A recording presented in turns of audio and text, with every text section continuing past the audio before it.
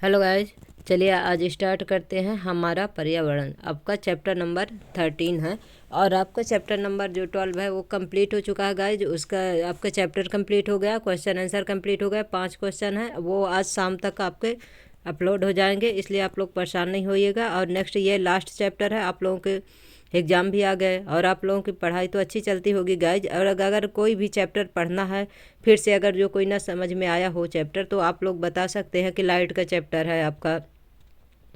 और जो फिजिक्स वाला पार्ट कोई भी हो, केमिस्ट्री का हो, बायो का हो, कि कोई भी पार्ट अगर नहीं समझ में आया तो आप लोग हमें कमेंट बॉक्स में कमेंट करिए, उस चैप्टर को हम फिर से पढ़ा देंगे आपको, उसके क्वेश्चन आंसर करा दूंगी। चलिए ठीक है, स्टार्ट करते हैं अपन। हम पर्यावरण शब्द से परिचित हैं। इस शब्द का प्रयोग टेलीविज़न पर, समाचार पत्रों में तथा हमारे आसपास के लोगों द्वारा प्रायः किया जाता है। हमारे बुजुर्ग हमसे कहते हैं कि अब वह पर्यावरण वातावरण नहीं रहा जैसा कि पहले था। दूसरे कहते हैं हमें स्वास्थ्य पर्यावरण में काम करना चाहिए। पर्यावरणीय समस्याओं पर चर्चा के लिए विकसित एवं विकासशील देशों के वैश्विक सम्मेलन भी नियमित रूप से होते रहते हैं। इस अध्याय में हम चर्चा करेंगे कि विभिन्न कारक पर्यावरण में किस प्रकार अन्योन्य क्रिया करते हैं तथा हम पर्यावरण पर क्या प्रभाव डालते हैं।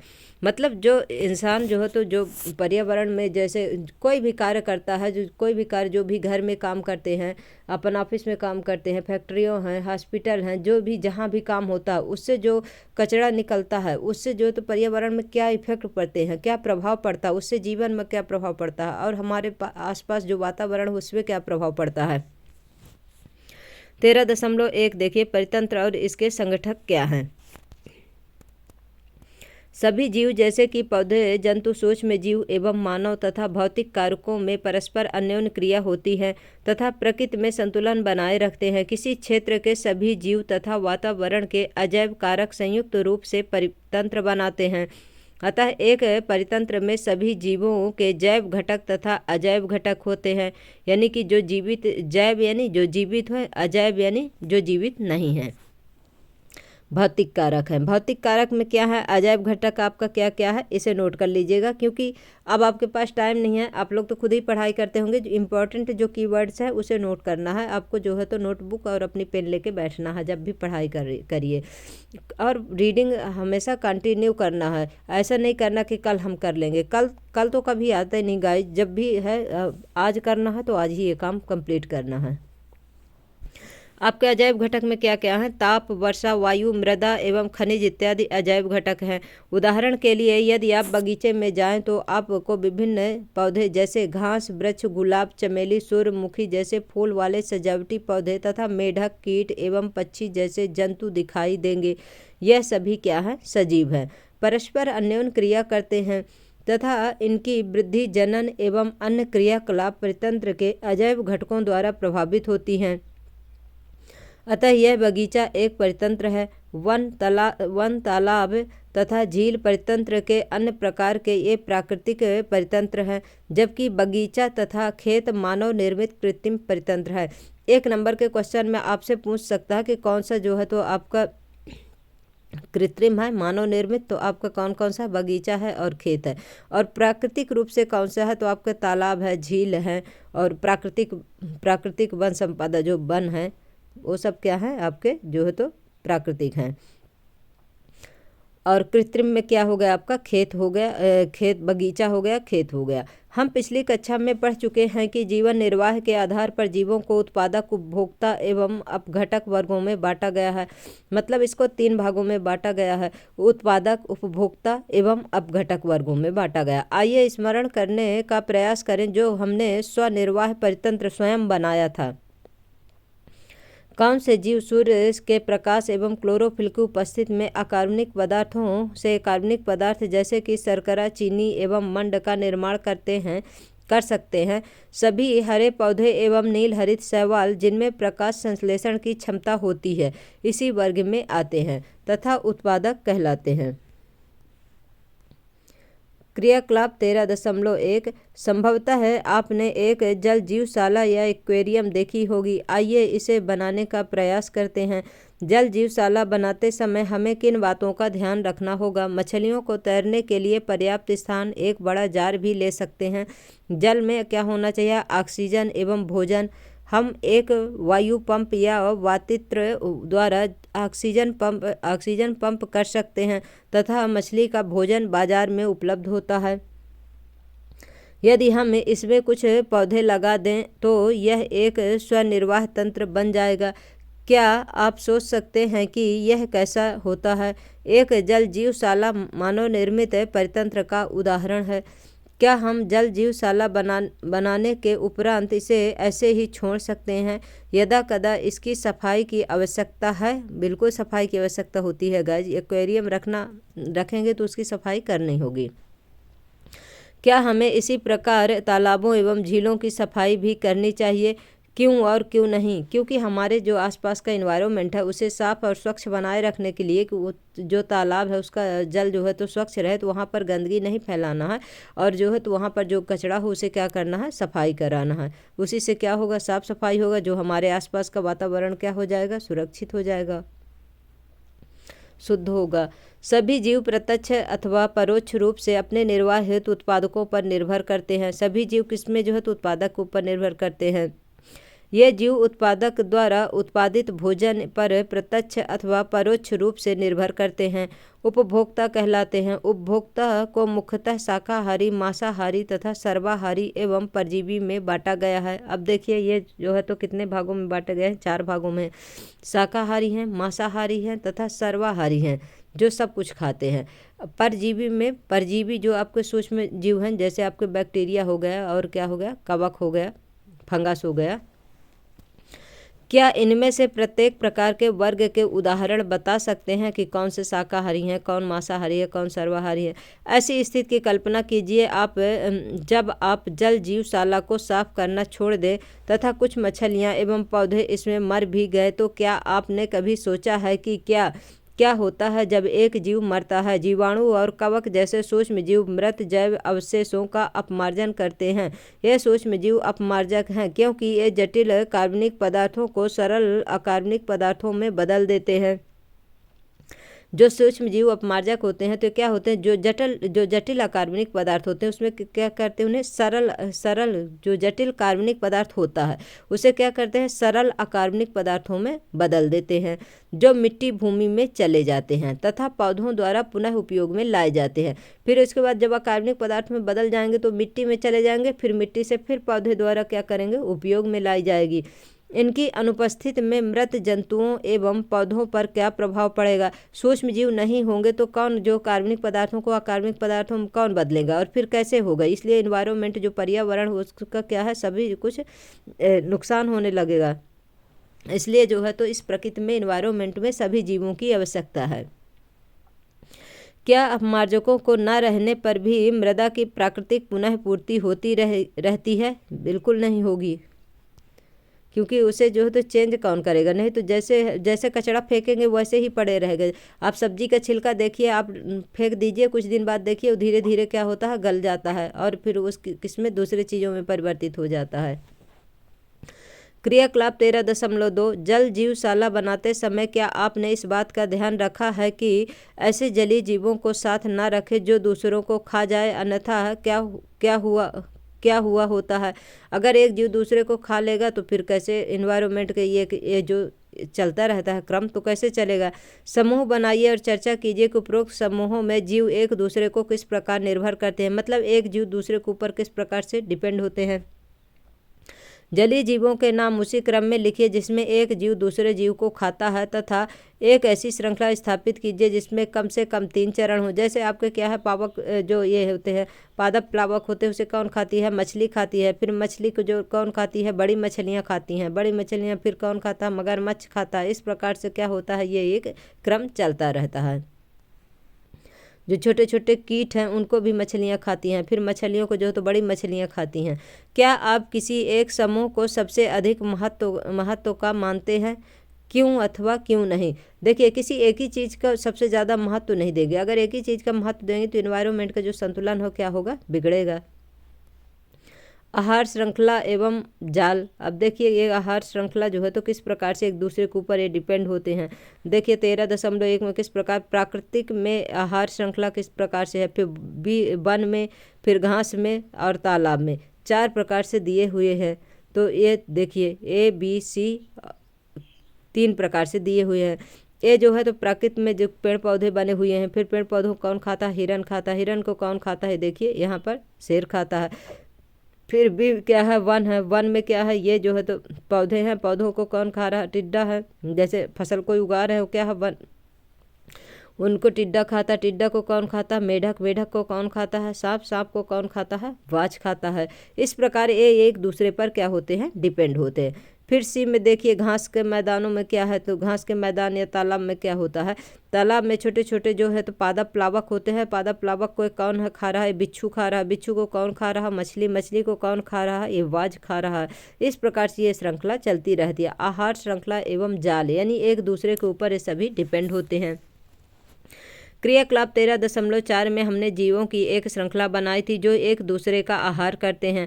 विभिन्न जैविक स्तरों का भाग लेने वाले जीवों की यह श्रृंखला आहार श्रृंखला या 13.1 का निर्माण करती हैं। आहार श्रृंखला का प्रत्येक चरण अथवा कड़ी एवं पोषी स्तर बनाते हैं। स्वपोषी अथवा उत्पादक प्रथम पोषी स्तर हैं तथा सौर ऊर्जा का स्थिरीकरण करके उसे विषम पोषियों अथवा उपभोक्ताओं के लिए उपलब्ध कराते हैं। शाकाहारी अथवा प्राथमिक उपभोक्ता द्वितीय पोषी स्तर, छोटे मांसाहारी अथवा द्वितीय उपभोक्ता तीसरे पोषी स्तर तथा बड़े मांसाहारी अथवा तृतीय उपभोक्ता चौथे पोषी स्तर का निर्माण करते हैं। हम जानते हैं कि जो भोजन हम खाते हैं हमारे लिए ऊर्जा का स्रोत का कार्य करता है। यानी कि हम जो भोजन ग्रहण करते हैं उससे क्या हमें मिलती है, ऊर्जा मिलती है, जिससे कि हमारी बॉडी क्या करती है, कार्य करती है तथा विभिन्न कार्यों के लिए ऊर्जा प्रदान करता है। अतः पर्यावरण के विभिन्न घटकों की परस्पर अन्योन्य क्रिया में निकाय के एक घटक से दूसरे में ऊर्जा का प्रवाह होता है। जैसा कि हम पढ़ चुके हैं, स्वपोषी सौर प्रकाश में निहित ऊर्जा को ग्रहण करके रासायनिक ऊर्जा में बदल देते हैं। यह ऊर्जा संसार के संपूर्ण जैव समुदाय के सभी क्रियाओं के संपादन में सहायक है।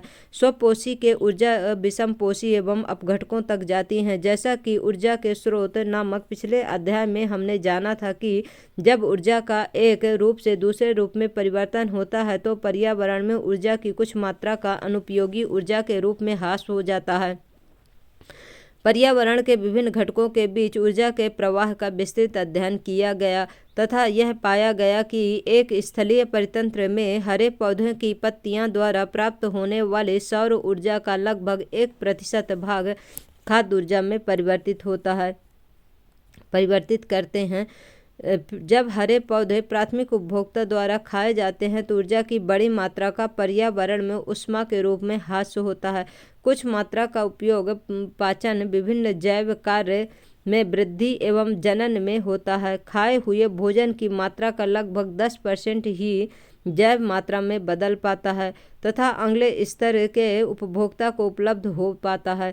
अतः हम कह सकते हैं कि प्रत्येक स्तर पर उपलब्ध कार्बनिक पदार्थों की मात्रा का औसतन 10% ही उपभोक्ता के अगले स्तर तक पहुंचता है। क्योंकि उपभोक्ता के अगले स्तर के लिए ऊर्जा की बहुत कम मात्रा उपलब्ध हो पाती है। अतः आहार श्रृंखला सामान्यतः 3 अथवा 4 चरण की होती है। प्रत्येक चरण पर ऊर्जा का ह्रास इतना अधिक होता है कि चौथे पोषी स्तर के बाद उपयोगी ऊर्जा की मात्रा बहुत कम हो जाती है। सामान्यतः निचले पोषी स्तर पर जीवों की संख्या अधिक होती है, अतः उत्पादक स्तर पर यह संख्या सर्वाधिक होती है। देखिए इसमें पोषी स्तर किस प्रकार से पिरामिड के अनुसार बनता है। सबसे पहले क्या है, उत्पादक के पास सबसे ज़्यादा एनर्जी रहेगी, ऊर्जा रहेगी। फिर प्राथमिक उपभोक्ता लेगा तो प्राथमिक उपभोक्ता के पास, फिर द्वितीयक उपभोक्ता, फिर तृतीयक उपभोक्ता। यानी कि जितना ऊंचे जाते जाएंगे उतनी ही ऊर्जा की मात्रा उसे कम मिलती जाएगी। और जो सबसे पहले जैसे प्राथमिक उपभोक्ता है उन्हें ज़्यादा मिलेगी, फिर उसके बाद द्वितीय उपभोक्ता का, उसके बाद तृतीय उपभोक्ता को मिलेगी। विभिन्न आहार श्रृंखलाओं की लंबाई एवं जटिलता में काफ़ी अंतर होता है। आमतौर पर प्रत्येक जीव 2 अथवा अधिक प्रकार के जीवों द्वारा खाया जाता है, जो स्वयं अनेक प्रकार के जीवों का आहार बनाते हैं। अतः एक सीधी आहार श्रृंखला के बजाय जीवों के मध्य आहार संबंध शाखाविंत होते हैं तथा शाखाविंत श्रृंखलाओं का एक जाल बनाते हैं, जिसे आहार जाल या चित्र में देखिए इस प्रकार से आहार जाल, जो एक दूसरे को सब खाते रहते हैं, वो क्या है? आहार जाल है। अनेक प्रकार के श्रृंखलाओं से बना आहार जाल, ये देखिए प्राकृतिक रूप से है। फिर यहाँ तालाब है, यहाँ जंगल है, यहाँ जो होती है, ये सब क्या है? कौन किसके ऊपर डिपेंड है? सभी एक दूसरे के ऊपर डिपेंड है और किस प्रकार से एक दूसरे को खाते हैं और अपना भोजन जो है तो ग्रहण करते हैं। तो ऊर्जा प्रवाह के चित्र 13.4 से 2 बातें स्पष्ट होती हैं कि पहली, ऊर्जा का प्रवाह एक दिशिक अथवा एक ही दिशा में होती है। स्वपोषी जीवों द्वारा ग्रहण की गई ऊर्जा और सौर ऊर्जा में परिवर्तित नहीं होती तथा शाकाहारियों को स्थानांतरित की गई ऊर्जा पुनः स्वपोषी जीवों को उपलब्ध नहीं होती हैं, जैसे कि यह विभिन्न पोषी स्तरों का क्रमिक स्थानांतरित होती हैं एवं अपने से पहले स्तर के लिए उपलब्ध नहीं होती हैं। दूसरी, प्रत्येक स्तर पर ऊर्जा की हानि के कारण प्रत्येक पोषी स्तर पर उपलब्ध ऊर्जा में उत्तरोत्तर ह्रास होता है। ये देखिए किस प्रकार से। सबसे पहले एक परितंत्र में ऊर्जा के प्रवाह का आरेख बनाइए। जब ऊर्जा प्रवाह का जब बनाना होगा तो आपको किस प्रकार से बनाना है? सबसे पहले सूर्य के प्रकाश से क्या है, जो सभी इन्वायरमेंट है सभी को ऊर्जा मिलती है। फिर उसमें क्या है? फिर उसके बाद उत्पादक है, उसके बाद क्या है? शाकाहारी, शाकाहारी के बाद क्या है? मांसाहारी, मांसाहारी के बाद क्या है? शीर्ष मांसाहारी। इस प्रकार से इसका क्या बनेगा? एक परितंत्र में ऊर्जा प्रवाह का आरेख। मान लीजिए ऊर्जा प्रवाह का आरेख कोई भी आ जाए तो आप लोगों को ध्यान में रखना कि किस प्रकार से बनाना है। आहार श्रृंखला का एक दूसरा आयाम यह भी है कि हमारी जानकारी के बिना ही कुछ हानिकारक रासायनिक पदार्थ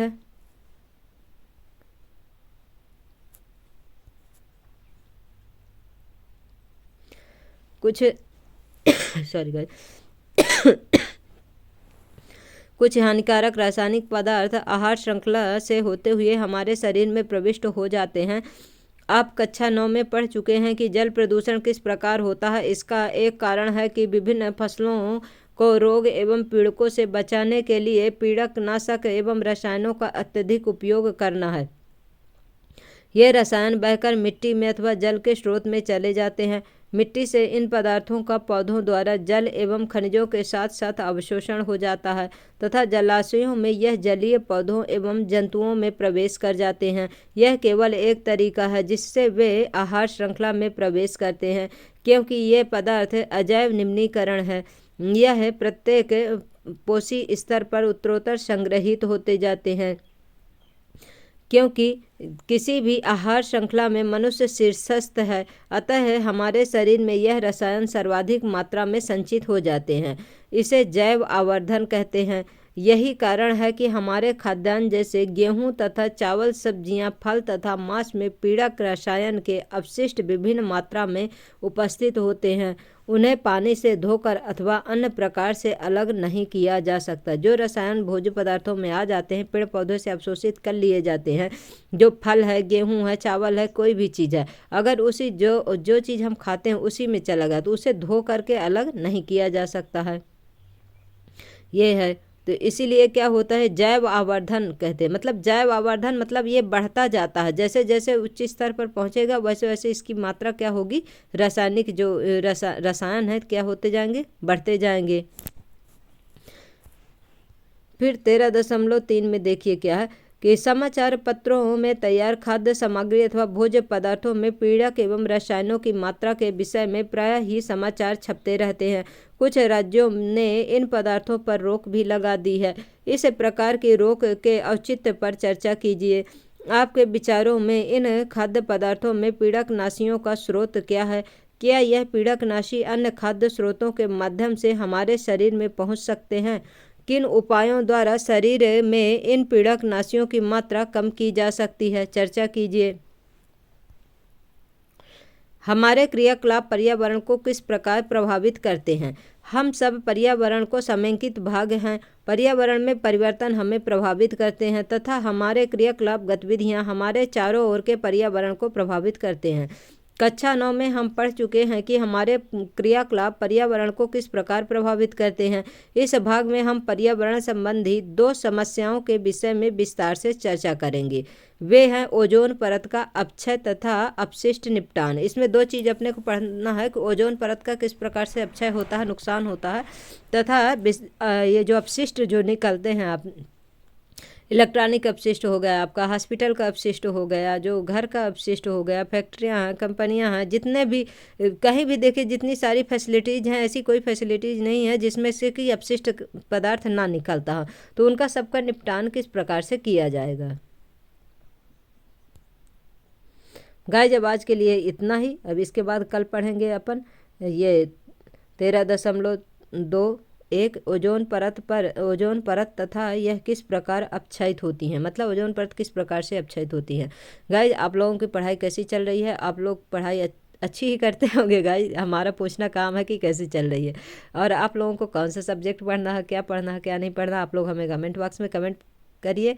और हमारे क्लास को लाइक करिए गाइस, शेयर करिए, सब्सक्राइब करिए, बेल आइकन जरूर प्रेस कर लीजिए जिससे आप लोगों को नोटिफिकेशन मिलता रहे। और कल ये कंप्लीट होगा चैप्टर, और परसों इसके क्वेश्चन आंसर करवा दूंगी।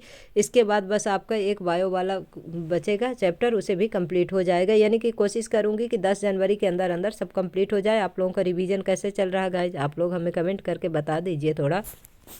Thank you.